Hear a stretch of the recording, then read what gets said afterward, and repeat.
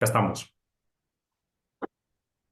Muy buenos días, muy buenas tardes, muy buenas noches a toda la audiencia que nos está viendo y nos va a ver en la mañana, en la tarde, en la noche, en la madrugada, lo que sea, en un programa más de Tona en las entrevistas que venimos haciendo hace tiempo y que su servidor, Raúl Monter, le da la bienvenida el día de hoy pues a Arturo González, que es miembro de la Judicatura, del Consejo de la Judicatura, y un experto en todas estas materias, concretamente en derechos humanos, si mal no recuerdo. Y es un tema fundamental en lo que vamos a platicar. Arturo, bienvenido. Muchas gracias, Raúl. Te agradezco enormemente la invitación. Un placer estar contigo, con tu audiencia y abierto para platicar. Creo que es fundamental que tengamos charlas abiertas, que nos expresemos, que cuestionemos y creo que el diálogo nos ayuda mucho a entender qué es lo que está pasando y qué es lo que puede pasar. Entonces, encantado de compartir el espacio. Y que lamentablemente en nuestros días el diálogo no ha sido una prioridad dentro Así es. del sistema político de nuestro país. Mira, Arturo, de acuerdo a lo que hemos estado observando y en entrevistas que hemos tenido con magistradas, con ministros, con juezas inclusive, y también con algunos diputados, muy pocos de Morena, por cierto, que no han querido dar la cara, hemos encontrado y observado que todo este proceso de la reforma del Poder Judicial ha tenido una serie de variantes o de falta de un proceso transparente, de un proceso que se acredite de acuerdo a lo que dispone la ley y también el reglamento del Congreso. Entre ellas me vienen a la mente fundamentalmente los siguientes, a ver tú qué opinas. Primero, por razones X, Y y Z, la Cámara de Diputados tiene que mover su sede debido a una serie de protestas de empleados del Poder Judicial, trabajadores del Poder Judicial, y se van al gimnasio de la Barrera ya en la Ciudad de México, improvisan el recinto y se lleva a cabo esta discusión con la presentación de la iniciativa, diputados a favor, diputados en contra, pero todo fue muy desaseado y de algo que queda registrado en las cámaras de los medios de difusión y del canal oficial de la Cámara de Diputados, es que, por ejemplo, la lista de presentes de los diputados, pues realmente no cumplió con todos los requisitos, ¿verdad? Además, en muchas situaciones hablaban de voto a la mano alzada. ¿Quién estaba ahí de los diputados? Si eran sus asistentes, sus colaboradores o eran ellos. O sea, y estoy poniendo un ejemplo, puede haber muchísimos más. Posteriormente, también llega esta iniciativa a la Cámara de Senadores y también en un proceso desaseado, demasiado burdo, me atrevo yo a decir, resulta que la Cámara de Diputados lo aprueba un día, no recuerdo la fecha ahorita, a las 4 o 5 de la mañana, y resulta que para el mismo día, a las 9 10 de la mañana ya estaba entregada en la Cámara de Senadores dicha iniciativa y también resulta muy extraño porque resulta que son cientos de páginas, no nomás es un cuaderno, un acuerdo, pero también la integración de las comisiones, en fin, ha habido un desaseo. Y recientemente, con motivo de la discusión de las reformas a la ley electoral, en la que se establecen las bases de lo que tiene que ser la forma en la que el INE tiene que operar, ¿verdad? Cuando ya se había iniciado el proceso dentro del INE por disposición constitucional que tenían que iniciarlo, si mal no recuerdo, hace unos 2, 3 días, Y después lo de la tómbola. Lo de la tómbola resultó cómico, musical, de veras, ¿verdad? Y me refiero yo no tanto al acto en sí, que sí resultó cómico musical, por lo que vimos ahí en las transmisiones, sino que se llevó a cabo antes de la aprobación de lo que eran las reformas a la ley electoral para que llevaran a cabo el proceso electoral. O sea, contradicciones por todos lados. A ver, por favor, tú que eres experto en estas cosas, y a mí me interesa mucho, y lo subrayo, perdón por esta introducción tan larga, me interesa mucho tu opinión como experto en derechos humanos, porque tengo la impresión que se están violentando los derechos humanos, no solamente de juezas, de jueces, magistrados, ministros del Poder Judicial, sino también de los trabajadores. Danos tu opinión, por favor, Arturo.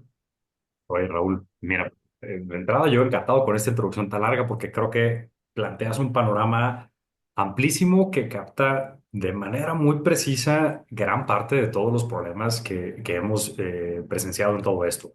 Y me iría incluso un poquito más atrás y creo que hay una pregunta que normalmente no nos hacemos en estas discusiones, que es, ¿para qué sirve el sistema que tenemos? O sea, creo que de repente cuando vemos que las cámaras votan algo, que aprueban iniciativas, no aprueban, muchas veces las personas al final podrán pensar o preguntarse y válidamente, oye, pero pues al final del día lo aprobaron. O sea, ya está, ya hay una mayoría ahí. ¿De qué sirve todo esto?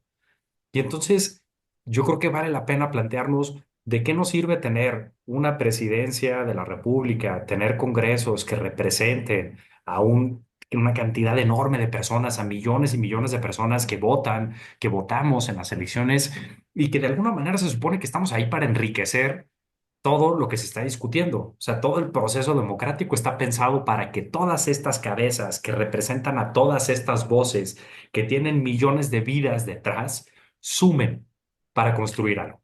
Entonces, creo que lo más lamentable de todo esto es la cerrazón a escuchar y a dialogar, que era como empezábamos este espacio.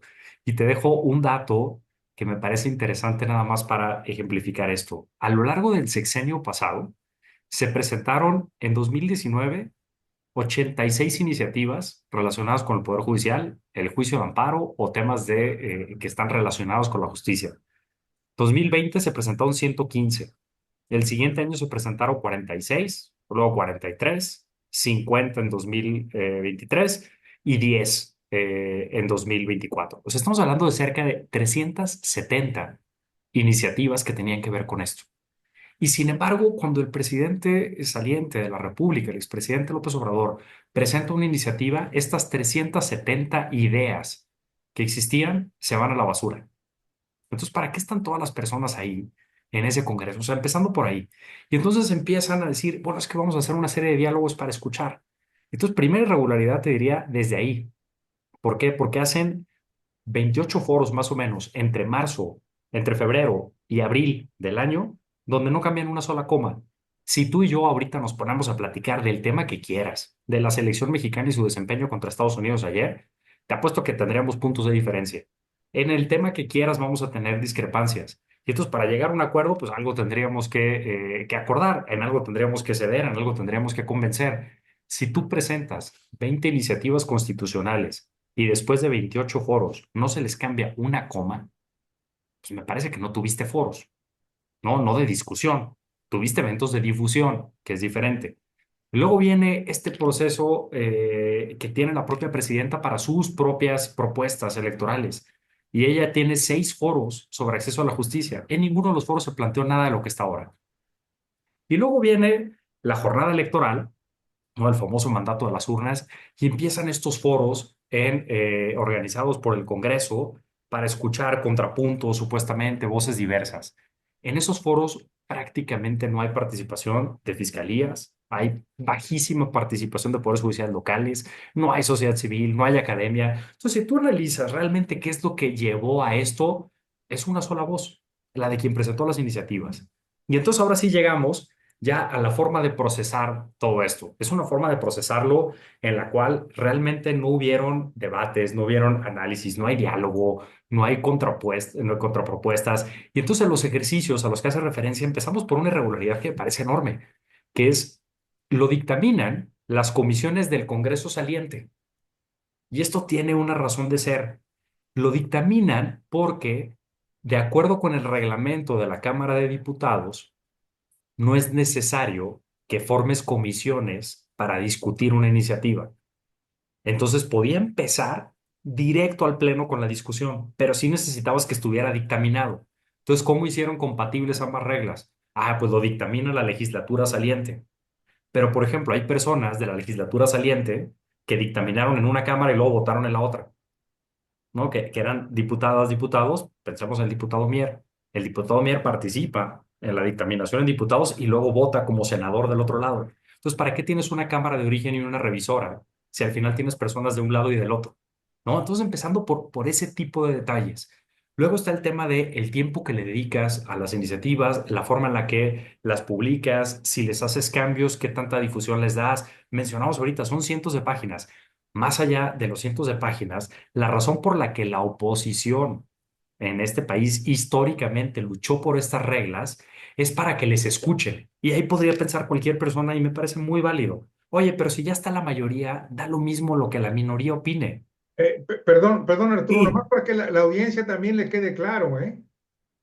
A la oposición que tú te refieres en estos momentos era entonces en aquella época el PRD y Morena que se claro, oponían a estos trámites. tal cual. Y ahora ellos no solamente los practican, sino simple y sencillamente los magnifican para que puedan hacer lo que quieran. Tal cual. Hay una canción que me gusta mucho de un grupo uruguayo que se llama Cuarteto de Nos, que dice en una frase, ya lancé piedras y escupitajos al lugar donde ahora trabajo, ¿no? Básicamente ya fui a mentar madres y después ya llegué allá a trabajar. Y entonces algo parecido nos ocurre acá. Todas estas reglas están para que la oposición sea verdaderamente escuchada. ¿Y para qué te escucharían si no vas a incidir en teoría? Pues se supone que porque los órganos que están en el Congreso, o sea, las personas que están ahí son para debatir. Tendrían que llegar a acuerdos, tendrían que escuchar. Si yo te expongo algo que nunca nadie me ha debatido, yo voy a creer que tengo la razón siempre. Pero a lo mejor exponiéndolo en voz alta, escuchándote a ti y escuchando a otras personas, puedo ver, ah, no, esto es mejor, o esta idea la puedo matizar, esto lo puedo ajustar. Aquí hay otras propuestas, insisto, 370 iniciativas que no tienen diálogo con esta única iniciativa. Entonces ya todo lo que mencionas de las irregularidades tiene un impacto de fondo por eso, porque realmente al no existir debate, no hay posibilidad de enriquecer y por eso los errores que estamos viendo ahora. Esto del debate lo dijo, vino a México la Comisión Interamericana de Derechos Humanos, vino la relatora para México, la comisionada Andrea Pochac, y en el comunicado que sacó la Comisión Interamericana poquito después de la aprobación en el Senado, dijeron, no hubo un diálogo real, nadie se escuchó realmente. Lo dijo la relatora de independencia de magistrados y abogados de la ONU, no ha habido un ejercicio de escucha real al Poder Judicial. Y tan es así que el próximo mes la Comisión Interamericana de Derechos Humanos va a tener una audiencia sobre la reforma judicial en México para ver qué fue lo que pasó en todo esto. La Comisión Interamericana de de Derechos De Humanos. Derechos Humanos en Washington. Va a haber una audiencia el próximo mes, a mediados de noviembre. Y en esta audiencia van a hacer un análisis de la reforma judicial. No es todavía un tema vinculante, no es para una sanción al Estado mexicano, no va por ahí, pero es un tema de queremos escuchar a todas esas voces que dicen que no se sintieron representadas. Y entonces ya vamos a lo que tú dices, se trasladan a otra sede, no hay controles de quiénes votan, en qué términos, había un montón de gente ahí que tendría que haberse cuestionado cómo lo hacen. Estas votaciones a mano alzada que mencionas, le pongo un asterisco. Normalmente lo que hacen es que toman votación nominal para la aprobación en general y luego lo que hacen las diputadas y diputados es que formulan reservas. Y en esas reservas, en lugar de hacer reservas reales para ajustar, la mayoría se traducen en posicionamientos políticos otra vez. Y entonces a mano alzada votan. ¿Se acepta la reserva o no se acepta la reserva? No, no se acepta discusión. Perfecto, entonces ya en teoría ni la discuten. Y entonces se vuelve todo un show que se prolonga a horas y horas y horas de la madrugada, que fue lo que vimos, muy lamentable en Cámara de Diputados. Luego se turna al Senado, ¿no? Con una velocidad tremenda. En el Senado vimos, yo creo que uno de los episodios más lamentables también de la vida pública de nuestro México, en el cual un senador permanece ausente durante buena parte de la discusión por razones que no conocemos en general, y otro senador que había pertenecido a una oposición férrea, histórica, al oficialismo que hoy conocemos, de repente aparece de la nada, ¿no? Con la alegría de, como si viniera de un funeral, ¿no? Porque se le ve la cara completamente rígida, serio, etcétera. Llega, vota en contra de lo que siempre había dicho, de lo que había anunciado que iba a votar, y de repente a ese senador le dan una comisión importante, ¿no? Un puesto en una de las comisiones importantes controladas por la mayoría. No puedo afirmar, porque es imposible que yo te diga lo presionaron o no lo presionaron. Yo no sé si se lo dieron como premio o no se lo dieron como premio, pero los hechos son esos. Senador de las oposiciones más férreas que había habido, había anunciado un voto en contra, de repente no aparece, luego sí aparece, vota a favor y luego le dan un puesto importante dentro de las comisiones. Cada quien saque las conjeturas que quiera. Pero estos son el tipo de cosas que tendremos que analizar. Y entonces tanto se dice del mandato de las urnas, y yo no sé si las urnas también mandataron este tipo de ejercicios y este tipo de prácticas, ¿no? Porque de por sí el mandato de las urnas fue un porcentaje, que la sobrerepresentación, porque así se había hecho antes, no es culpa del oficialismo, porque así se había hecho antes, los lleva a tener más escaños o más lugares de los que deberían tener. Entonces, de entrada, el mandato de las urnas se potencia. Y luego el mandato de las urnas aparentemente también da para que otros senadores ahí como que medio se presionen, medio se doblen, medio pase lo que haya pasado y terminen votando del otro lado. Entonces, aparentemente las urnas son muy rígidas para no admitir críticas, excepciones o dudas, pero son muy flexibles para este tipo de prácticas. Y entonces nos trae a todo esto y luego ya llegamos a todo lo que mencionaste al final y perdón que me haya extendido tanto en este primer No, no, bloque, no, excelente. pero no, hombre, Raúl, es que lo último que vimos es ya se aprueba. Lo mandan a las legislaturas estatales, que se supone que son un contrapeso o tendrían que ser pensadas como tal, ¿no? Los estados tienen que aprobar una reforma constitucional. Y en 24 horas tuvimos la aprobación de las legislaturas estatales, algunas de las cuales las discutieron en cuestión de minutos. Y aquí critico a las que en contra y a favor, no solo a las que la aprobaron, ¿no? Porque, por ejemplo, en Oaxaca, 1 hora 50 minutos después de que el Senado había notificado la aprobación, la legislatura de Oaxaca ya lo había aprobado. En Querétaro se rechazó también así nada más, en cuestión de minutos. Pero en general no estamos viendo, que esto nunca ha pasado, ¿eh? También quiero aclararlo, las legislaturas locales nunca han servido como tendría que funcionar, pero esa es una duda y una crítica que tendríamos que hacer a nuestro federalismo mexicano. Lo aprueban las legislaturas y entonces aquí sí, en las prisas, como necesitas que el INE, que organiza las elecciones y ahora va a haber una elección judicial, empiece rápido, la Constitución le ordena al INE actuar sin que haya leyes secundarias. Es completamente imposible que la Constitución le ordene a un órgano autónomo regular directamente sin leyes, no necesariamente. Ha pasado en otros temas, pero sí es muy atípico y más en este caso cuando tú tienes que establecer reglas de funcionamiento y requisitos de elegibilidad. Aquí pensemos que las personas se van a postular a un cargo público y hay un derecho humano de acceder a cargos públicos en condiciones de igualdad. Está en el artículo 23.1 de la Convención Americana sobre Derechos Humanos. La regulación de derechos es muy dudoso que sea algo que pueda hacer un órgano directamente sin ley. Hay un principio normalmente de reserva de ley y aquí hay varios temas así que van a tener incidencia. Y entonces el INE dice, vámonos, arranquemos el proceso. Tiene que haber una convocatoria del A ver, Senado. a ver, a ver, ¿Sí? espérame. Este tema para mí es de los más importantes, porque precisamente eh, eh, el hecho de que el INE tenga que organizar este proceso electoral de los candidatos a ser juzgadores de nuestra nación, está cometiendo una serie de violaciones a los derechos humanos. Y uno de ellos es el que tú acabas de señalar, que no hay piso parejo. Lo que pasa Eh, es que dependemos de lo que en los comités de evaluación, o sea, la gente que creo que genuinamente está de acuerdo con la elección y que entiendo que hay personas esperanzadas falsamente con este proceso de democratización de la justicia y de una elección popular, olvidan que antes de llegar a la elección popular hay dos procesos grandotes y muy importantes. El primero es que ahorita lo que sacó el Senado de convocatoria ayer no es una convocatoria para que las personas se registren, es una convocatoria para crear comités de evaluación. Y aquí está la clave de todo esto. Hay comités de 5 personas por poder que se van a dedicar a seleccionar a las personas que después van a aparecer en una tómbola y que después van a participar en la elección. O sea, fíjate nada más todo lo que va a ocurrir de aquí a que lleguemos a votar en teoría por las juezas y A jueces. ver, perdón, no para que nos quede claro a la audiencia y a tu servidor. Ujú. O sea, la convocatoria de ayer, aprobada en el Senado, está dirigida para crear los comités de evaluación. Y es no para que las personas se inscriban ya, Y estos comités de evaluación, ¿quién los nombra? cada uno de los poderes. Entonces, aquí empiezan los controles políticos. La presidencia de la República va a tener su comité de evaluación, el Congreso va a tener su comité, sus comités de evaluación, porque va a haber para Es diputados. decir, cada uno de los tres poderes va a nombrar a su propio comité de evaluación. Es correcto.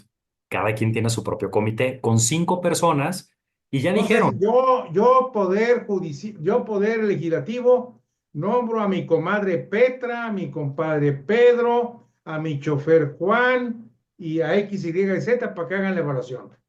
les piden ser mexicanos, no por nacimiento, sino ciudadanía mexicana, no tener condena por un delito, título para ejercer la profesión de abogacía, derecho, etcétera, y tener una buena reputación, estos requisitos al aire. Entonces, ahí están los requisitos que establece la ley, ahora sí, porque así viene en la ley que se aprobó también Fast Track, ¿no? Así rapidísimo, que es la Ley General de Instituciones y Procedimientos Electorales, y luego viene la Ley del Sistema de Medios de Impugnación. Entonces, lo que aprobaron fue eso. Entonces, el comité se supone que tiene requisitos, pero sabemos que título de abogado, de abogada, es cualquier cosa. Entonces, eliges a los comités. Tú decías ahorita, oye, pues a mi comadre, a mi compadre, te la complico más. ¿Qué pasa si designas a una persona denunciada y que actualmente está siendo investigada por responsabilidad administrativa? Y esa persona va a nominar a quienes van a estar en el Tribunal de Disciplina, que la va a investigar a sí misma. O sea, fíjate nada más la belleza de todo esto. Oye, es que el nepotismo, sí, el Poder Judicial reconoció eso y por eso hoy hay prohibiciones expresas, pero además hay un comité de integridad. Si tú hoy en Poder Judicial quieres contratar al pariente de una jueza o juez, no puedes contratar directamente, se va a un comité de integridad y el comité de integridad es quien revisa si realmente es la mejor persona o no. Y si te dice que no, no la puedes contratar. Eso lleva implementándose varios años y por eso han disminuido los números. En el comité, ¿quién va a hacer las veces de eso? O sea, el comité va a asumir las funciones de lo que hoy hace la Escuela Federal de Formación Judicial, que pensemos que la escuela ha logrado la formación de 2.500 personas juzgadoras de 1995 a la fecha. El comité va a hacer las veces de comité de integridad y va a evitar conflictos de interés, nepotismo, relaciones familiares y va a tener el control de todo este proceso. Para darte una idea de los números, el comité de evaluación tendrá 45 días para hacer entrevistas públicas a las personas que van a someterse a la tómbola, que van a llegar a la elección. Se supone que para cada cargo tiene que haber 6 personas que se sometan a la tómbola, 10 personas tratándose de candidaturas a ministras y ministros. En teoría, o sea, bueno, no en teoría, el número específico son 896 cargos que se van a elegir en esta primera elección solo a nivel federal. Llevándote a números, lo que te acabo de decir, de 6 candidaturas para la mayoría de las plazas, que son 865, y 10 candidaturas para las 31 plazas restantes, estamos hablando de 5.900 personas mínimo, considerando solo los números de las personas que tendrían que irse a la tómbola. En realidad se supone que van a entrevistar más. Si el comité trabajara 24 horas al día sin comer ni dormir durante los 45 días, tendría que llevar a cabo más o menos 122 entrevistas diarias. Es decir, tendría que entrevistar públicamente a las personas en un promedio de más o menos 5 personas y media por hora. Entonces, en 12, 15 minutos, en los números muy alegres, yéndome bajito, bajito, bajito. En 12, 15 minutos van a hacer lo que hoy hace la escuela judicial en un concurso público de 4 o 5 meses, con 3 etapas, con cuestionarios, con casos prácticos, con jurados orales, y todo eso lo van a hacer así. O sea, fíjate nada más la desproporción de lo que ocurre. De ahí eligen a los perfiles y le someten a una tómbola para reducir el número y entonces sí, cada poder vota esa lista y esa es la lista sobre la que van a votar las personas. O sea, las personas vamos a votar sobre una lista en la que ya intervinieron los comités con todo este problema que hemos dicho, que ya pasó por una tómbola y que entonces llegan ahí. Y eso sin hablar de la tómbola que vimos el sábado pasado, ¿no? Porque el sábado 12 de octubre hubo otra tómbola. Esta no es para elegir, esta fue para decidir quiénes se van ¿Quiénes? Así en es. el 25 Que, y que, quiénes en el que, 27. que eso es una violación a los derechos humanos, ¿no es A ver, cierto? es un ejercicio muy lamentable porque si en teoría lo que estás buscando es tener a los mejores perfiles y la mejor justicia, ¿qué criterios pudieron haber utilizado? Vamos a ver sus calificaciones en las visitas, su No, productividad, perfiles no, como cuestiones de género. Dijeron, no, no, al final hicieron no. un ajuste, ¿no? Para ver mujeres embarazadas en Así, la casa. embarazadas. Pero no fueron todos los casos, no tomaron en cuenta otro tipo de factores como labores de cuidado, otro tipo de desproporciones que pudieran haber existido, si las personas están ratificadas o no ratificadas. O sea, podría haber mil factores, pero la tómbola para decidir quiénes van a continuar juzgando a nivel federal en este país por 2 años más, me parece un ejercicio muy lamentable. Y Como es, y diría son mi comadre Chela, está más peor. Caray, y son personas a las que no solo les hemos apostado en la formación, el Estado ha invertido millones formando a estas personas y es el resultado de trayectorias de años. La gente dice, oye, pero se acaba el dedazo, la compra de plazas. A nivel federal no es el caso y esto va a impactar a nivel local también. Algunos tienen carrera judicial, otros no, pero eso es lo que está ocurriendo, Raúl. A ver, mi querido Arturo, nos quedan ya unos cuantos minutos nomás para ir visualizando lo que puede pasar en el futuro, en el corto plazo. Ujú. Eh, Hipotéticamente hablando, ¿tú crees que el Pleno Suprema Corte de Justicia pueda utilizar los argumentos del ministro Alcántara con el objeto de entrar a fondo en la revisión de la reforma del Poder Judicial y tomar una decisión de ratificarla o de echarla para atrás? ¿Qué Fíjate, sucedería? ujú. Está muy Digo, interesante ahí. Lo que pasó en la Corte con las consultas a trámite es que están discutiendo primero cómo van a hacer para dar respuesta. Y dar respuesta no necesariamente implica analizar ya la validez. Ahí, por ejemplo, el ministro Gutiérrez Ortiz Mena decía, no, es que yo entiendo esta consulta para ver qué vamos a hacer con los amparos que lleguen. Tendrán que llegar amparos, ya hay acciones de inconstitucionalidad, ya habrá otro tipo de medios de impugnación. Entonces, falta primero ver cómo lo van a enfocar. Lo cierto es que muchas de las críticas a a la ver, Corte perdón, son, es que ¿sí? serían dos ejes de acción o dos líneas Sí, de acción. Una, las fallas al proceso de la reforma al Poder Judicial Constitucional, ¿correcto? Y la sí, otra es el fondo. sí, pero Ok. incluso en ambos escenarios.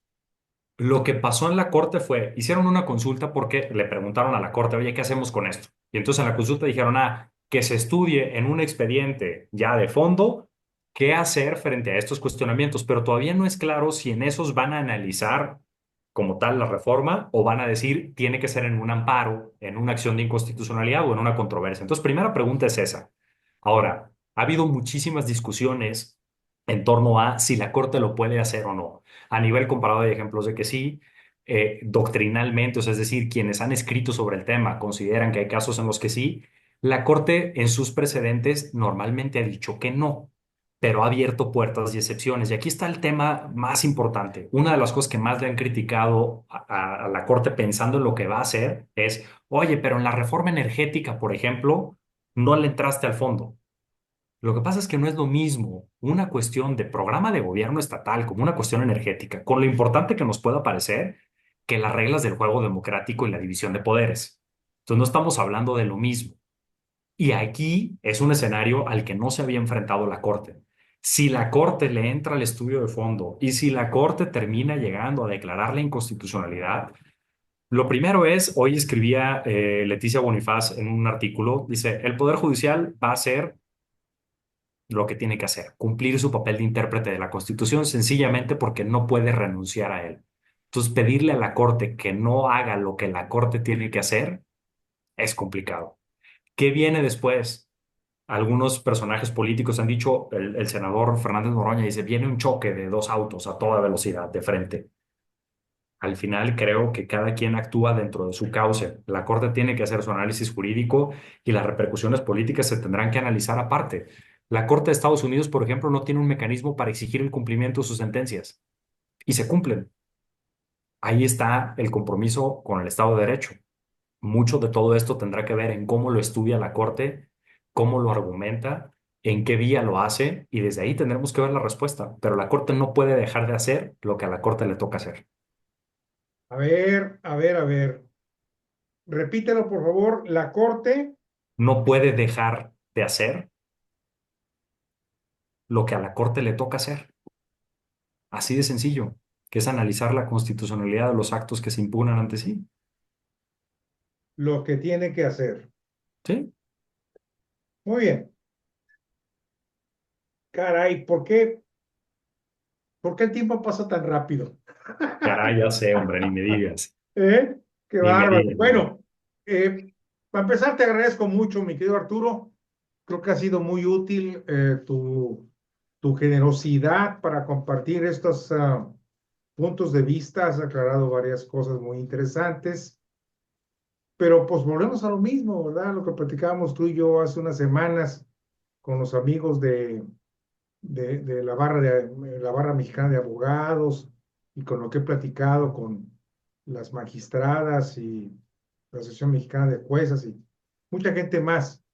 Esto todavía no se acaba, todavía No. nos va a tomar varias semanas, así que pues con todo respeto a tu trabajo, a tu tiempo y trabajo profesional, pues quedas emplazado, mi querido No, muchas Arturo, gracias, mi querido Raúl. Aquí seguimos. porque vamos a tener que seguir platicando, aclarando y dándole seguimiento a esto. Es una responsabilidad nuestra en Detona siempre, siempre abrir las puertas para que la gente conozca realmente, pues desde un punto de vista más objetivo, hasta donde se pueda, lo que sucede en este país. Y lo que está sucediendo en este país es muy grave y es nuestra responsabilidad difundirlo, promoverlo, con el objeto de saber qué está pasando y qué tenemos que hacer como ciudadanos. Aquí yo te agradezco este espacio y agradezco mucho, reconozco esta labor que están haciendo de permitir el diálogo. Si alguien me ubica de redes sociales, yo estoy en X, bueno, en Twitter como @guerrerosazueta, ¿no? Con mis apellidos. Y una cosa que yo tengo como misión es que aunque a mí me tiren con ataques, mentadas de madre, críticas, si hay un tema que yo considero que es una cuestión legítima, un cuestionamiento válido o una cuestión que veo que se repite mucho, siempre trato de entablar el diálogo.